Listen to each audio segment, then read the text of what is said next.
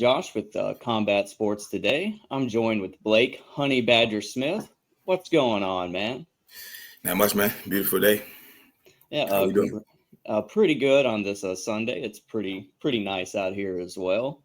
Congratulations on that big win at CFFC 141. Thanks, sir. That was a nice first round knockout. I know there was kind of some drama with the weight. If you can kind of just jump into that, kind of how all that went down on your side of things, if you don't mind. No, of course not. So I was at fight at lightweight, which is 155 for people who don't know, the MMA weight classes. And the weigh-ins were on Friday. Monday, they called and asked for a catch weight at 160. And I agreed. It's cool. 160 is not that big of a deal. However, Wednesday, they stated that he might not make 160. He can do 165. So in my mind, I was like, all right, well, we might not be fighting. And my coach was like, no, it's okay. Let's just see how low he gets. I'm like, yeah, he has plenty of time. Let's see how low he gets. I'm going to still get to 160. So come the day of weigh-ins Friday, weigh-ins here was 4 p.m. And I think it was about maybe 12:30, early in the day. My coach Billy calls and says, hey, bro, this guy, they said he's at 167. He's not going to have time to make 160. I said, well, he has plenty of time to get as low as possible because Florida, or I think anywhere, you weigh in time and then you have an hour after you can't make the weight. So he came in literally the same thing. He was 166.8. So he lost 0.2 pounds. So at this moment, I'm kind of upset, talking crap to him. I leave the weigh-ins in around like 7:30. I was like, all right, I decided, let's just fight. Saturday, when I woke up for the fight, that's when I really felt the most confident. I was like, let's do it. And yeah, I knew it was a welterweight fight. And even if I press rewind on my career, it happened to me before when I fought Kinley St. Louis. He missed weight by a bunch. He pretty much just out-grappled me that fight. I ended up dropping him twice, but that didn't matter. It was just I didn't conserve my energy well. He did what he had to do, and I lost. And my coach assured me I'm a completely different fighter this time. And as you saw, I went out, beat a welterweight. Yeah. First round TKO, so it felt good. You had a no hesitation, like you said, you woke up, feeling confident. There was no hesitation prior, like I'm going to go in there and I'm going to make this guy pay for missing weight so bad. That's kind of is that kind of what it kind of turned into? Yeah. Yes, sir. Yes, sir. Okay. Exactly. I felt kind of disrespected because he came from Mongolia to California to Florida. I felt really disrespected, like he disrespected the game. Like he had all this time to train. We signed a contract weeks in advance. I'm not sure what he was doing before, but he should have been a professional and to get the weight. Now, I tell people when I become human again, I kind of give him a benefit of the doubt because I don't know what he was going through. And when I check his page, check his social media, he has a little daughter. She was probably like 4 to 5 months. Hypothetical. What if she was sick? What if his wife was sick at home? I don't know what he was dealing with. So once it was all said and done, I came to my senses and I actually gave him a hug and I told him, thank you for making me a better fighter because he's dangerous. He has 7 wins by finish. So you have to respect a guy like that. At the end of the day and after, all the hostility, clear, you can have that clear head and kind of, think of the hypotheticals and try and put yourself in, his position, in his hypothetical shoes of, what happened and things like that. I think that's right. It's easier to do it, outside, but in the moment, bro, I was pretty fired up to say the least. Well, I mean, you've already made the weight. I mean, you're already probably not, in the best, of circumstances. Probably the fuse is a little shorter than normal anyway. Right. Dealing with, the weight cut and everything. It's like, well, if we knew this, prior, maybe I didn't have to go through all, all this. We could have just agreed to a heavier weight, a heavier weight. Yeah, bro. I was like, why didn't you just tell us before? I was like, yeah. Exactly. Telling off of that, I mean, you're a very dangerous opponent yourself. I mean, you're a 10-4 now, and I believe you have 3 submissions and 3 KOs in that. So I mean, that's Yeah. Thank a you. nice, a Yeah, I nice. like it. That's what's up. Yes. Yeah. I Let try them and do know the I can homework. get it done on the ground or on the feet, bro. And that's what I want the upper level to see. Like, what is that? 60%? Like, that's a 60% finish rate, rather striking or on the ground. And I can get the job done no matter what. And I'm excited. Oh, absolutely. I mean, you're on a 3-fight win streak now. I mean, I know you had some time off. I believe you had an ankle surgery. Yeah. Dive into that a little bit. All right.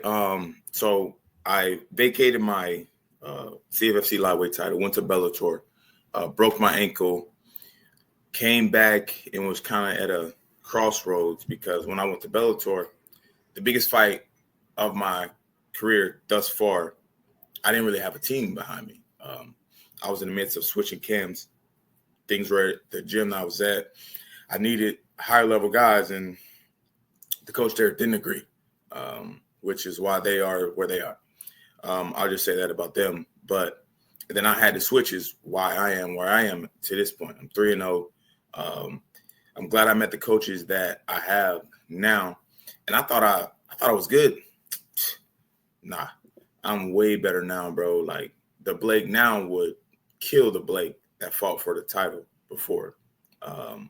But the ankle injury, I was out for about 6-7 months, and then I started to grapple and everything. And I was trying not to get my weight too big, but I got up to like 195 or so, which is okay. And then I started my PT with Charlie Keenan, who runs Rewire. And then I started slowly getting back to striking. And then I got cleared to grapple. And then came last January, I wanted to fight early, but my coach was like, no, let's just give it some more time. And then I ended up fighting July last year and September. What are the good choices? Because my body was more than ready for it. You spoke about changing camps. Is that when you went over to the Gracie Pack with Billy Q and all those guys over there? Correct. I went to Gracie Pack. Also trained at Gracie Tampa South, which is Matt Arroyo, who is Billy Corntello's head coach. So I have both of those guys. And then I do my striking or boxing with Moniette Flowers at Flowers Boxing Lab in Newport Richey. And I credit him to my stand-up. 2 professional fights, I probably got hit 3 to 4 times. And that's because understanding footwork, have more intelligent footwork with him in my corner. My game has completely changed. With those 3 men, I feel like I could beat anybody. Proof is right there. I mean, you said 3 in a row. Oh, yeah, 3 in a row. Words are hard today.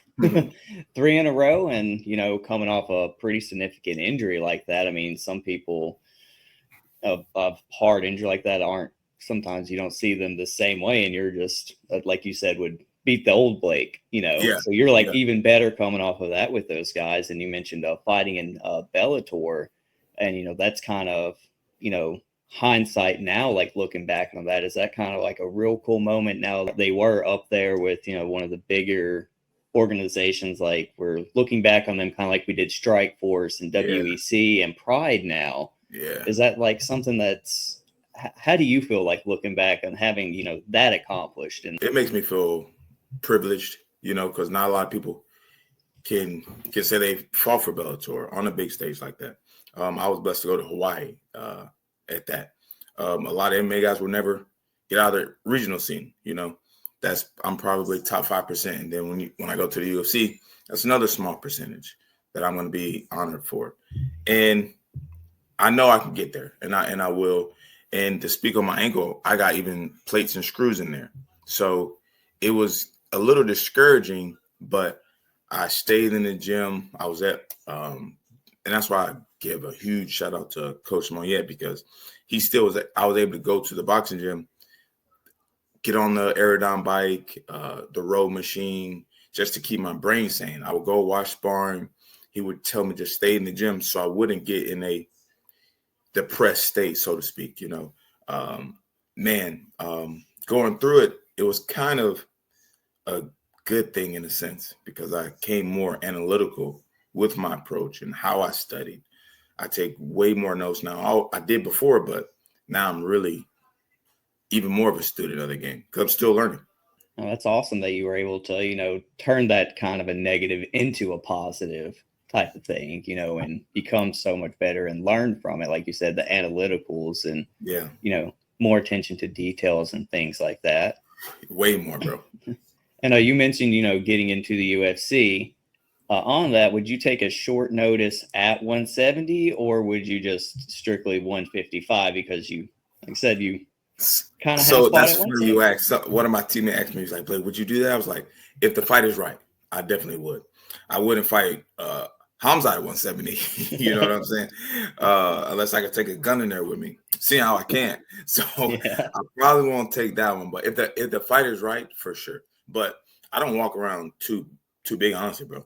To compete at lightweight. I used to walk around 90, 85, but I was like, no, it's not ideal for me. I don't like cutting 10 pounds a day away in. So now I'm at to the point I'm cutting 3 to 5, maybe the day away in. So it's a lot better. I'm a lot more disciplined. Speaking of that, do you feel like so much better on fight night, not cutting all that pounds, like you've seen like a significant difference Yeah. in just how you feel and your body responds to No, that's a good recovery and question. everything? 100%, bro. Because I walk around the weight I'm going to fight at. Because after I hydrate, I get back up to my walk around weight. And that's who I am in sparring and rolling, strength conditioning every day. So that's who I am in the fight. I'm a little bit more better because repeat, right? But that's what I want. I don't want to shoot up too big because then I will feel probably lethargic. Back in my amateur days, I could get away with things because I was more athletic, but now that everyone's athletic and some people's skills are better than athleticism, when they can still win, you have to cross your T's and dot your I's for sure. So that was a good question. I'm way better doing that on game day opposed to just feeling gluttony. Yeah. And, kind of telling off that you are a veteran of the game, is that one of the biggest changes that you've noticed just in the game of MMA from when you kind of started to now is the, not so drastic weight cuts, people are being more disciplined with outside of just being in training camp, trying to like stay in, like, is that the biggest difference or is there something else that you've noticed that's completely No, different? that's the biggest difference, bro, because now everyone's getting more modern. I remember my first boxing coach, I was cutting weight and I was eating grapes before practice started. I was like, yeah, I need a little bit of sugar. He's like, no, that's too much. That's going to make you gain. I was like, what? I just read that this is okay. But he's so old school that no. He wasn't familiar with the water loading and things like that. So when I experienced those things, I saw after other coaches. And I'm like, okay, well, I'm probably going to need to go somewhere else because I see this guy doing it at this level. And my coaches, we're not even there telling me I shouldn't. I'm like, okay, well, he's too old school. He means well. Love the guy. But it's like, okay, well, I'm going to have to get to a point where I need guys with experience. And that's who I have now. Billy, UFC fan favorite. Matt Arroyo was on Ultimate Fighter 3, I believe. Was in Ultimate Fighter. He fought in the UFC, right? And then my boxing coach, he went pro at 16. So these gentlemen, they have experience. And even my physical therapist used to wrestle at Kent State. So I'm just surrounded by experience and I can't help but learn from it. I mean, and that's like a perfect place to do is, you have to surround your people with that knowledge to become better and absorb it. Otherwise, you kind of alluded to earlier, just the other people just kind of staying stationary and stagnant, which obviously you cannot do in the game of MMA, as we've seen. You get left behind. And speaking on all your experience and you're a striking instructor, what are your thoughts on like the karate combat and kind of what they're doing as kind of an alternative, trying to be a big thing to the UFC an alternative for striking people in their pit submission series and grappling and things. I like watching it. It's cool. Now, obviously, some people who are like, "Oh, karate combat, what's that?" They just gotta watch it, bro. It's fun, exciting, and you never know. And you think, oh, like, man, Tyrone Spong's been one of my favorite kickboxers before I started training. He got beat by Sam Alvey. You never know. That's the beauty of the game, bro. And they think like Tyrone Spong's this. Oh, he was, but Sam Alvey stayed the course, caught him on the chin. That's the beautiful thing about this game, bro. It's so honest. You can't hide. No, Sam Alvey doesn't have the accolades that Tyrone Spong has in stand-up. However, Sam Alvey showed his attributes and even said on the mic after the fight, he was so scared getting ready for it. He made Tyrone Spong made him a better fighter. And those are the type of things that I myself want to fight. Just those guys that just makes you get up even earlier in the morning. Like, yeah, it's fun to watch, bro. It's fun to watch. And I know the UFC is the end goal, but could we see you like in the karate combat pit if they approached you, just to stay active? I thought you got to have like a black belt and something. I'm not sure, but would I do it for sure? I mean, they might, but I mean, they had what's his the 125er guy, Mokayev. He's known for like more his wrestling and grappling, and he did a karate. He was on the one with Sam Alvey. Oh man, yeah. We were doing some baseball stuff, so I came back and I missed it. I didn't see it fight. Yes, I mean he's known. He's like more of a wrestler. I mean, I don't know if he has a black belt in karate or anything striking, but I mean he was in there in not the grappling, but he was actually in there in the. He was doing good karate combat. I think he got a KO. I think I'm nice. Not sure. I kind of missed it as well. I was like watching the highlights. Nice, but nice. I mean, after my MMA stint, probably, but right now my focus is to get there and really be a household name in the MMA world because I know I can. And once people see me, they're gonna love the way I fight. They're gonna love the way I talk on the mic. They're gonna love interacting with me because I can go from that killer to being genuine in the snap of a finger. Speaking of that, like what is that something you had to learn, that switch to turn it off or on, or is that just something that you've always just kind of had? Yeah, I had to learn that. Definitely had to learn that, bro. I had a sports psychologist for a long time, and she taught me how to compartmentalize because I would be at my son's baseball tournament talking about fights or in the middle of a fight, and then my wife is asking me a question. I'm like, wait, what'd you say?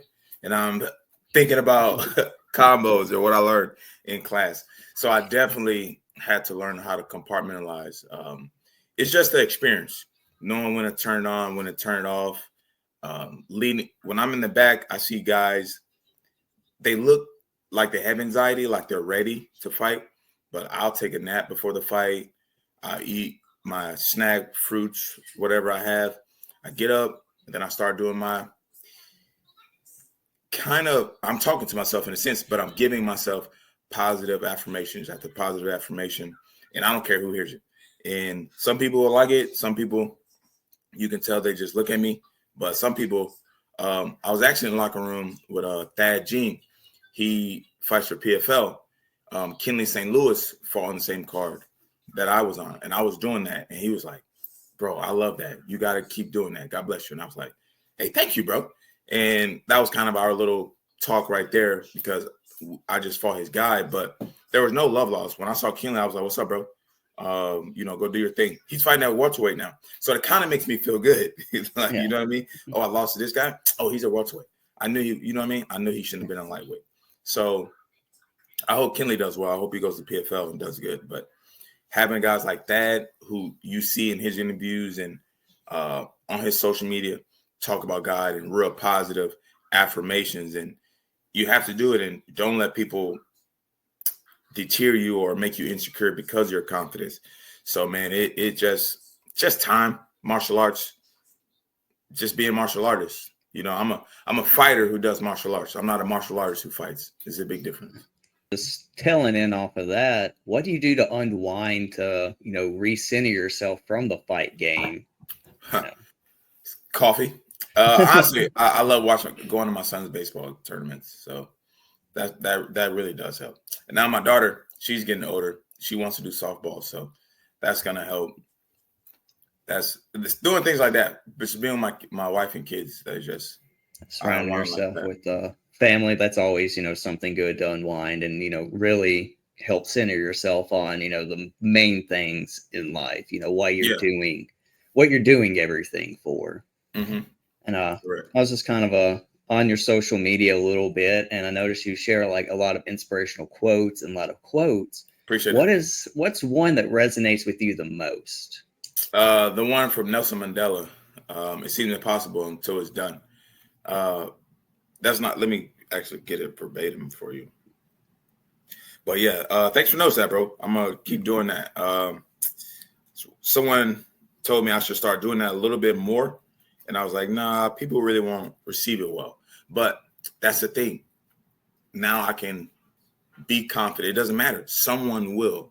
Like, just like yourself, like someone's going to catch it and be appreciative. Even if it's just one. Oh, well, I helped that one person get through their day, just by reading that.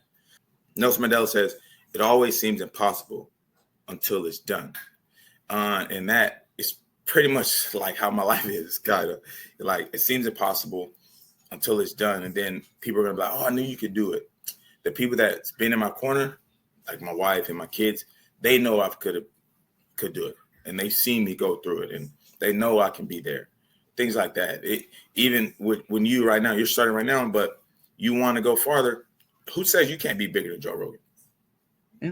Like, who says, like, you know what I mean? People are like, oh, no, he's not. You don't know. Like, you know what I mean? You're doing this on a Sunday.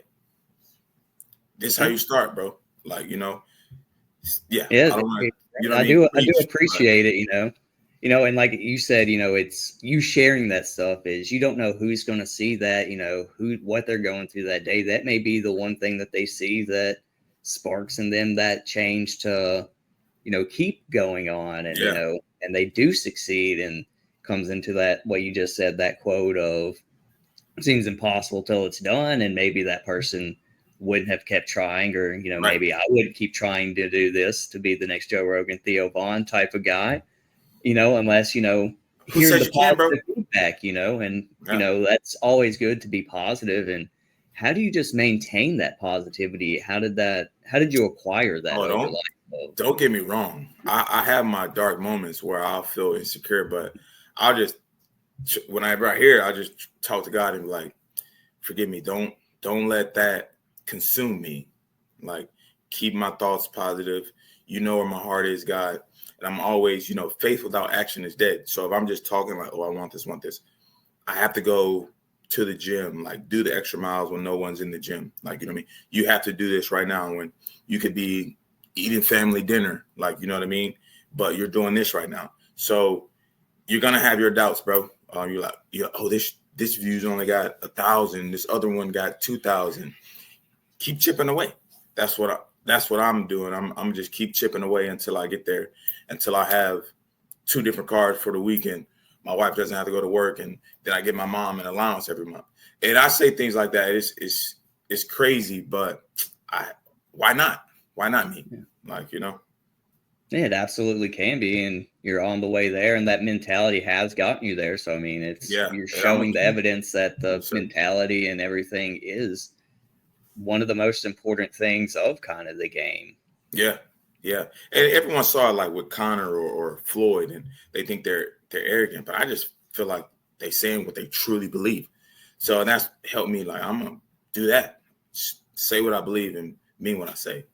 If you could train with any fictional or non-fictional character, who would it be? Fictional, definitely be. Well, he doesn't really train a lot. I was gonna say Wolverine because he's my favorite. Just because of anti-antium. And when I'm gonna answer the question, but kind of side note. When I got my plate in my ankle, I asked the surgeon. I was like, "Hey, could you put anti-antium in there?" He just laughed at me, and he was like, "No, we can't do that." And I was like, "You know what that's from?" He said, Of course, X-Men. I say, yeah, that's right, Wolverine. So Wolverine, for sure. If not Batman, because he actually trained. Non-fictional, I would love to train with Demetrius Johnson for sure. The GOAT. I'm sorry. Yes. He's the GOAT to me. I mean, I know there's always the debate, but he's what just DJ short. did, He's just short. If he was 6 foot, exactly, he'd be a scary human being.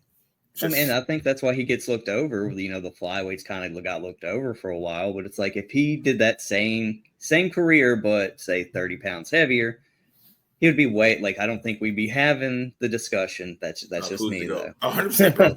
I'm with you, bro. 100%. To me, Demetrius Johnson, hands down. Of course, we got about Anderson Silva. We have, GSP.